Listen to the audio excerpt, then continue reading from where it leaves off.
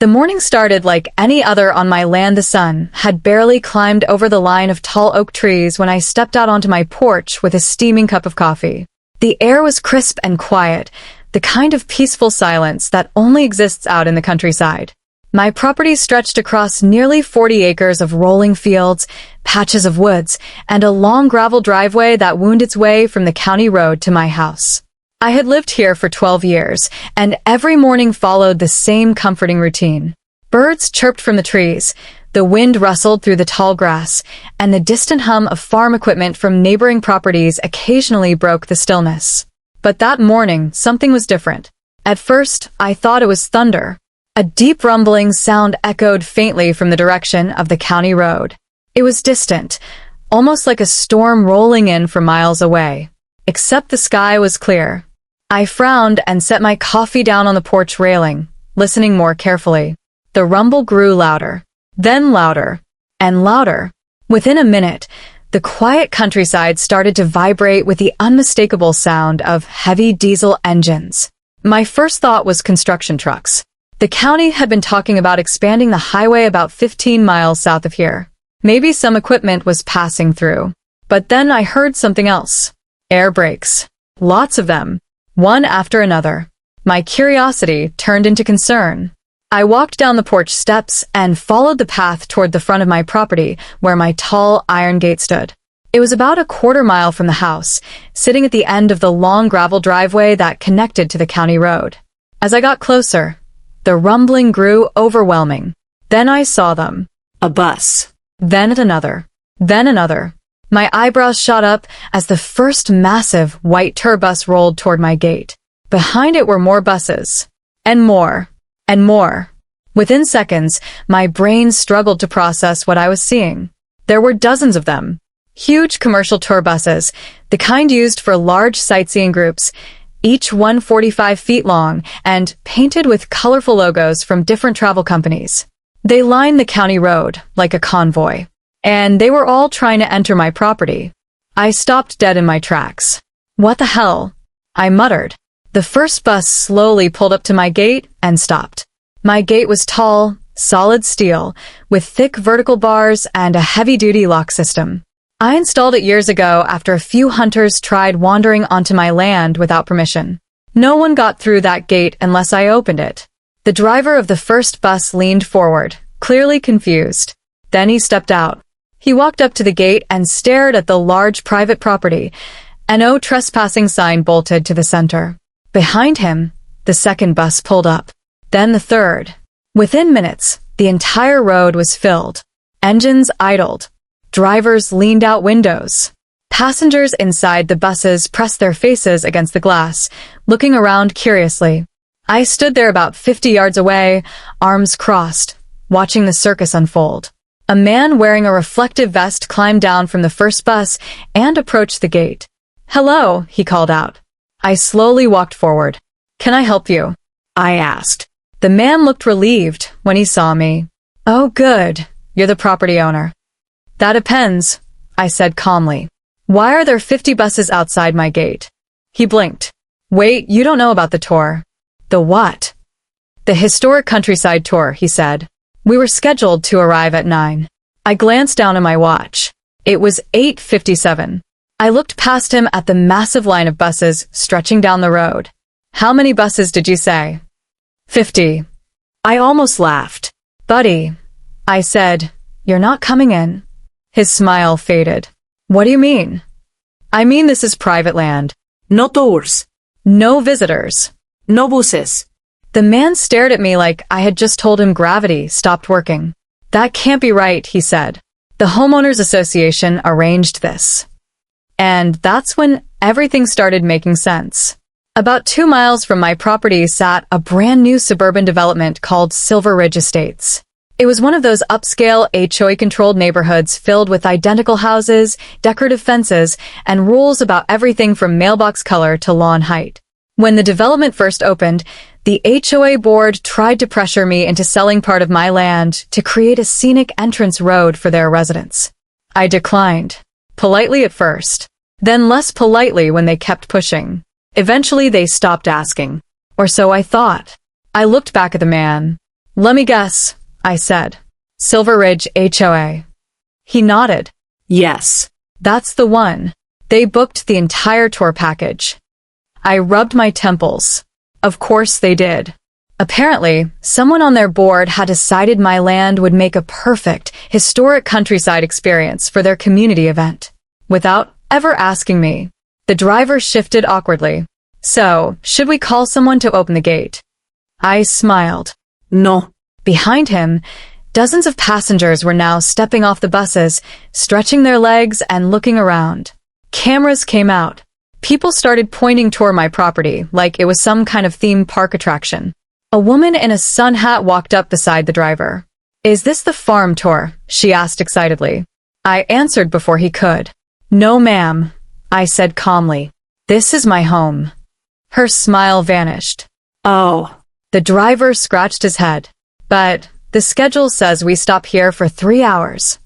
Not today. He looked back at the massive line of buses. Some drivers were already getting out to see what the delay was. What are we supposed to do? He asked. I shrugged. That's not really my problem.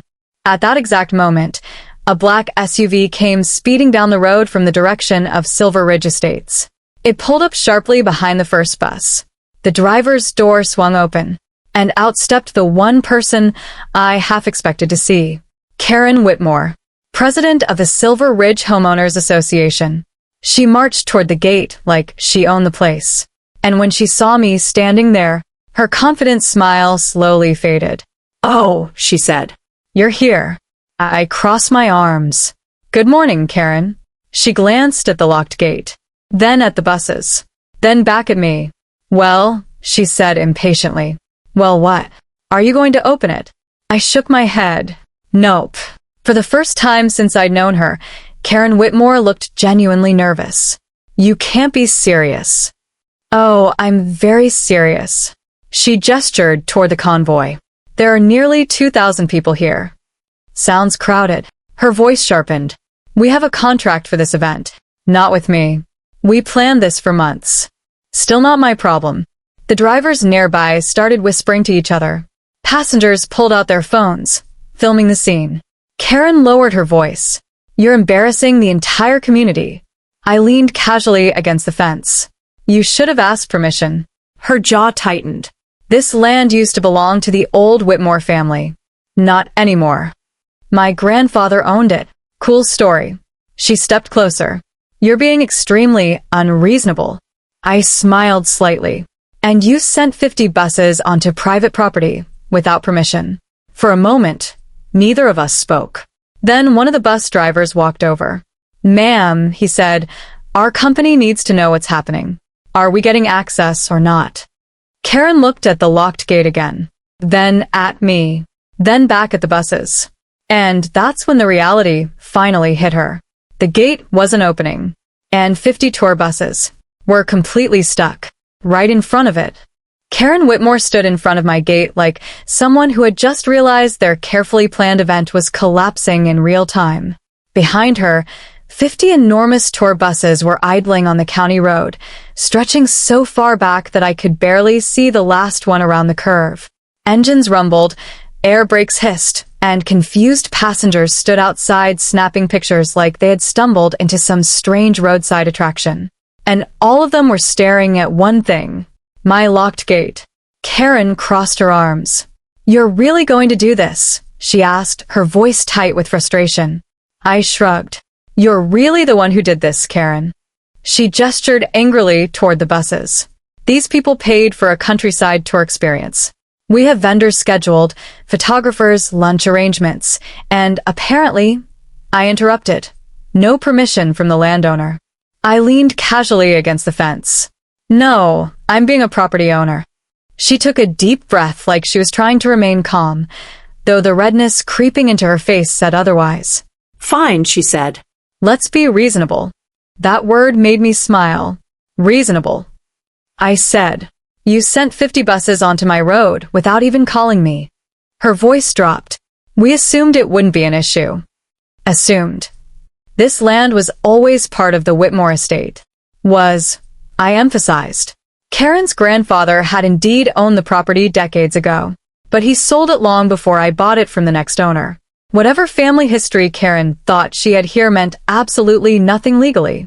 Still, she clearly believed it gave her some kind of authority. Well, she said stiffly, this event is happening. I nodded toward the gate. Not here it isn't. Behind her, a bus driver walked over, holding a clipboard. Ma'am, he said carefully, our dispatch is asking for an update. Are we supposed to wait or reroute? Karen waved him off. Just give us a moment. The driver didn't look convinced. Meanwhile, the passengers were growing restless. Some had started wandering around near the fence line, peering into my property.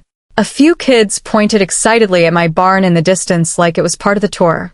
One older man even walked up to the gate and tried to peek through the bars. I stepped forward. Sir, I called out. He looked up. Yes. You're welcome to look, I said politely, but nobody's coming inside. He nodded awkwardly and shuffled back toward his group. Karen rubbed her forehead. This is ridiculous. No, irraplia. Ridiculous was planning a massive tour on land you don't own. She turned sharply toward her SUV. Fine. I raised an eyebrow. Fine. If you won't open the gate, she snapped, we'll just have to open it ourselves. That got my attention. Excuse me. Karen popped open the back of her SUV and started rummaging through a storage bin. A few seconds later, she pulled out something that made several of the bus drivers step closer. Bolt cutters. Large ones. I couldn't help laughing. You're kidding, right? Karen walked back toward the gate, gripping the cutters. You left us no choice. Actually, I said calmly, I left you a very clear choice. She ignored me and stepped up to the lock. Now the bus drivers were definitely paying attention. One of them raised his phone. Another whispered, this isn't gonna end well. Karen lifted the cutters toward the thick steel lock. Last chance, she said. I pull my phone from my pocket. You might want to rethink that. She paused. Why? I turned the screen so she could see it. I was already on a call. With who? She asked. Right on cue, the distant sound of sirens echoed down the road. Karen froze. Several bus drivers turned their heads. Two sheriff's vehicles appeared around the bend of the county road, lights flashing. Karen lowered the bolt cutters slowly. The first patrol SUV pulled up beside the buses, followed by a second one. Out stepped Deputy Martinez, a man I'd known for years. He took one look at the situation, the buses, the crowd, Karen holding bolt cutters, and sighed. Morning, Jack, he called to me. Morning, Deputy. He walked over to the gate. You want to explain why there's a traffic jam the size of a football stadium outside your property? I pointed gently at Karen. You should probably ask the HOA president. Martinez turned to her. Mom. Karen forced a smile. Deputy, this is just a misunderstanding. He glanced down at the bolt cutters in her hands. That usually isn't how misunderstandings work. She quickly set them down. We organized a community tour event, she explained. This property was part of the planned route. Martinez looked at me. Did you approve that? Nope. Karen jumped in. This land used to belong to my family. Martinez held up a hand. Ma'am, I didn't ask who owned it 50 years ago. I asked if the current owner gave permission. Silence. Karen avoided his eyes. That's what I thought, Martinez said. Behind us, the crowd of tourists had grown larger. Some were openly filming now. One kid shouted, "This is better than the tour." The deputy turned back to Karen. And just so we're clear, he continued, were you about to cut that lock? Karen's face flushed. I was simply trying to resolve the situation. With bolt cutters. She didn't answer. Martinez sighed again. All right. Here's what's going to happen. The bus drivers leaned in slightly, listening. You're going to move all these buses off this road, he said. Immediately. Karen blinked. But the event is not happening here. Her voice sharpened. You can't cancel a private event. Martinez crossed his arms. I absolutely can when it involves trespassing, property damage, and blocking a public road. Several of the drivers nodded approvingly. Karen looked around desperately at the buses, the passengers, the cameras recording everything. This will ruin our entire community festival, she muttered. I shrugged. Maybe next time ask first. For a moment she looked like she might argue again. But then one of the bus company managers arrived, jogging down the road with a phone pressed to his ear. He looked furious. Who organized this stop? He demanded. Karen raised a hesitant hand. That would be our HOA. He stared at her. You told us this property was part of the tour. Yes, and that we had full access. Well, and now we have 50 buses blocking a county road with 2,000 passengers. Karen said nothing. The manager rubbed his temples. This is going to cost us a fortune. Martinez nodded. Yeah, he said. Then he gestured toward Karen. And it's probably going to cost her even more. Karen's confident HOA president demeanor was completely gone now. The crowd was whispering. Drivers were calling their dispatchers. Passengers were posting videos online. And the entire disaster was unfolding right in front of my gate. Karen looked at me one last time. You could still fix this, she said quietly. I shook my head. No, Karen. Then I nodded toward the lock. You should have thought about that before you tried to cut it. Behind her, the first bus engine shut off. Then another. And another. 50 tour buses, all stranded. Because someone thought private land didn't need permission.